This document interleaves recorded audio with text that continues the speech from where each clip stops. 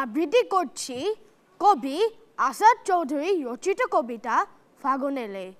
ফাগুন এলে একটি পাখি ডাকে, থেকে থেকে ডাকে, তাকে তোমরা কোকিল বলবে? বলো, আমি যে তার নাম রেখেছি আশা, নাম দিয়েছি ভাষা, কত নামে তাকে ডাকি, মেটে না পিপাসা। ফাগুন আনে ফুলের তোড়া, কখনো প্রতিবাদ, ফাগুন যেন পাগলা ঘোড়া, মানতে চায় না বাদ। ফাগুন এলেই অলি এসে জোটে, কলিরা পায় লোটে, তাকে তোমরা শহীদ মিনার বলো। আমি যে তার নাম রেখেছি ফেরা, নিজের ঘরে ফেরা, ঘর থেকে যে পথে উড়ে তেমন বিহঙ্গেরা।